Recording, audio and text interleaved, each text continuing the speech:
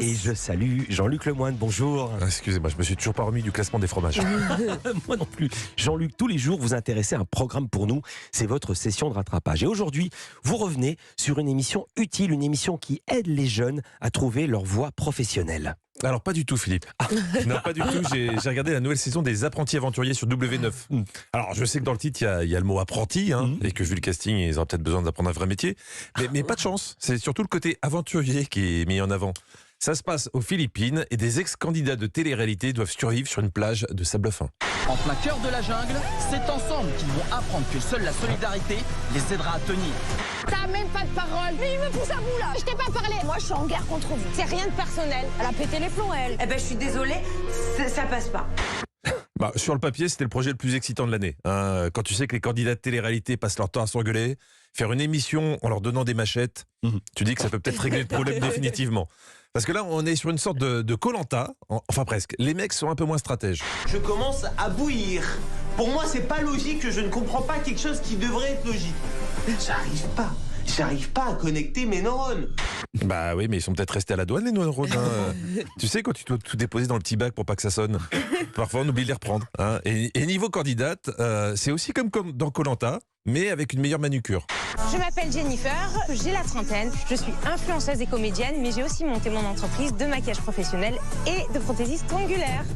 Influenceuse, comédienne et prothésiste ongulaire. Dans le métier, on appelle ça une complète. Jambon, œuf, fromage. T'as tout ce qu'il faut pour nous apporter du bonheur. Alors la comparaison avec Koh-Lanta s'arrête là. Parce que si dans la grande sœur des émissions de survie, les candidats s'entraînent pendant des années dans leur jardin, là les candidats sont un petit peu moins prêts. Moi, c'est Anto, j'ai 29 ans. Je m'appelle Romane, j'ai 22 ans.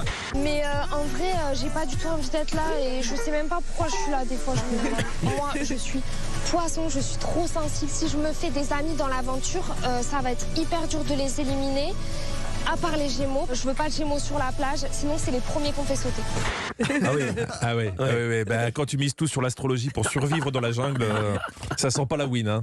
En plus, elle, je sais pas si elle a bien compris qu'il fallait se nourrir avec des trucs trouvés dans la nature.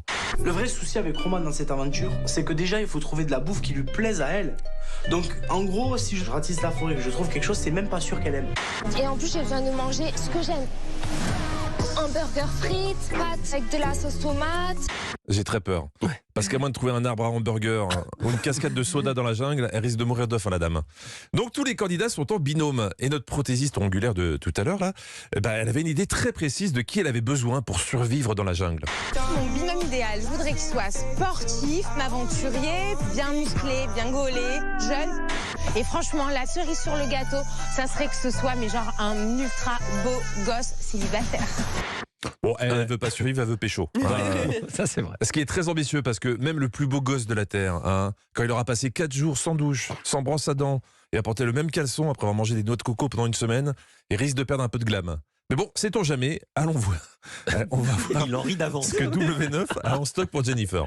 Je m'appelle Fabrice, j'ai 55 ans. Moi, dans la vie, je suis baroudeur, je suis aventurier, je suis voyageur. Là, c'est tout ce que j'aime. J'aime voyager, partir avec rien, rencontrer des gens, dormir à même le sol.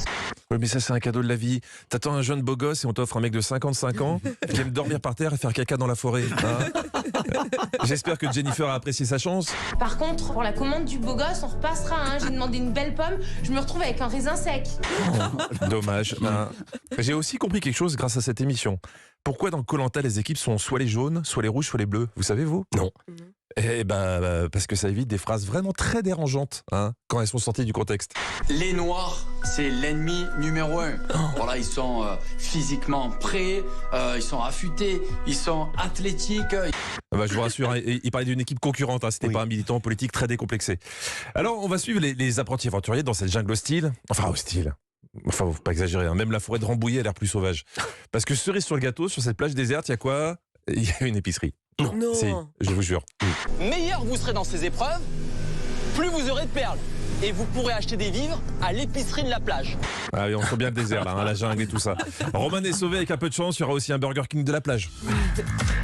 Merci Jean-Luc Lemoyne qui sera en spectacle ce samedi à Étréchy et puis tout à l'heure de 16h à 18h avec Stéphane Bern sur Europe 1 dans l'émission Historiquement Vôtre. Merci Jean-Luc, à demain.